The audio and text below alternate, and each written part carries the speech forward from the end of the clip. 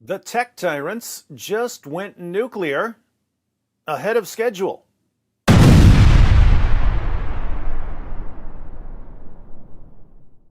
A month ago, I said this. The greatest single threat to your freedom here in the West is a handful of tech tyrants and the trust and safety teams on their platforms who are steering public opinion in certain directions by controlling what you can say and who will hear what you say. And I said this. If you still don't understand why I say that the greatest single threat to your freedom here in the West is a handful of tech tyrants and the trust and safety teams on their platforms, just think about this. How much political influence did Facebook and Twitter and YouTube wield just 10 years ago? Pretty much none. How much political influence do they wield now? Do they ever get better, or do they constantly, relentlessly get worse, more power hungry, more oppressive? You are living right in the middle of the most epic power grab in history. If these tech tyrants have been able to seize this much power and influence over the past decade, how much power and influence do you think they'll have in another decade? How correct was I? Well, Twitter just slapped the President of the United States right in the mouth, and there is absolutely nothing he can do about it because the tech tyrants are now more powerful as far as speech is concerned than the U.S. government, CNN reports. Twitter has suspended President Trump from its platform, the company said Friday evening, after close review of recent tweets from the @RealDonaldTrump account and the context around them. We have permanently suspended the account due to the risk of further incitement of violence, Twitter said. In the context of horrific events this week, we made it clear on Wednesday that additional violations of the Twitter rules would potentially result in this very course of action.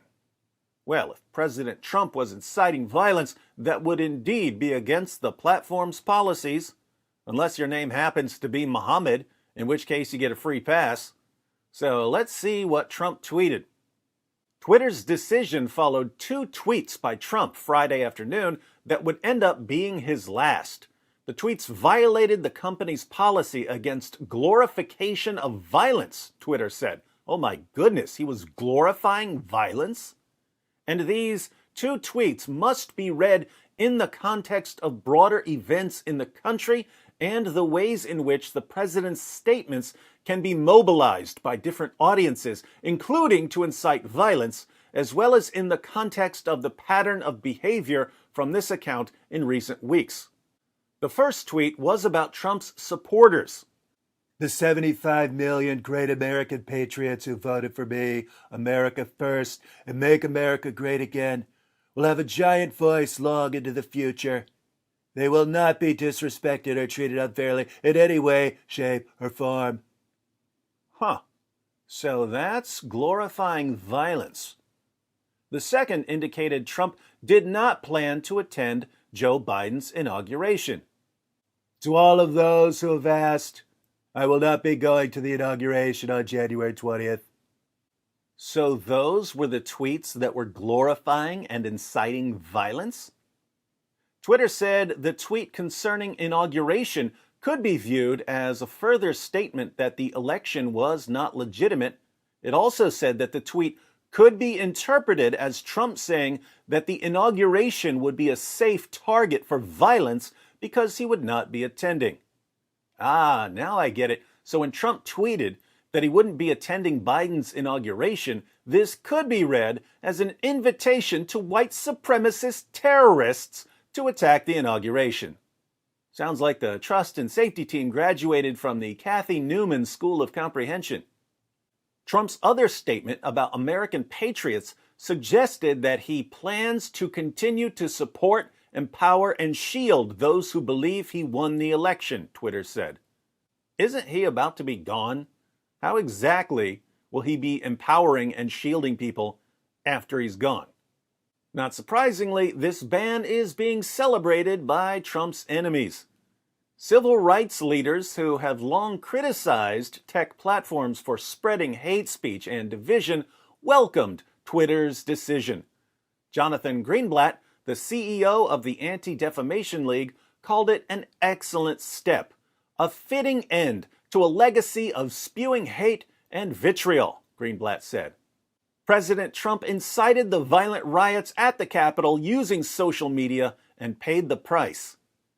Eric Nang, a spokesman for Muslim advocates, said Twitter is showing real leadership.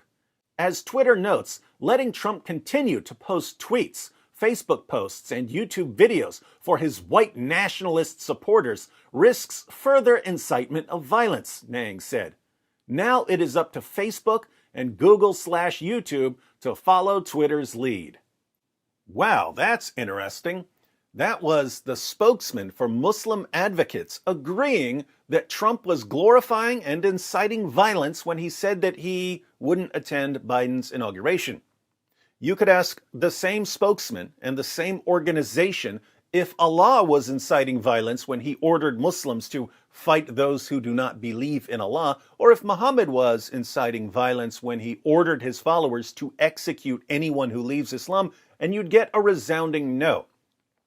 Welcome to a world where your speech is now monitored and controlled by people who decide what you mean based on whether they like you or not. If they like you, then you obviously mean something entirely peaceful, even if you're openly calling for the violent subjugation of the entire world. If they don't like you, then you're obviously calling for violence, even if you're simply giving instructions on how to make a sandwich. Making a sandwich? Oh my goodness. You know who also liked sandwiches? Hitler! Shut that sandwich account down immediately. Those sandwich instructions are basically a dog whistle, calling for the next Holocaust.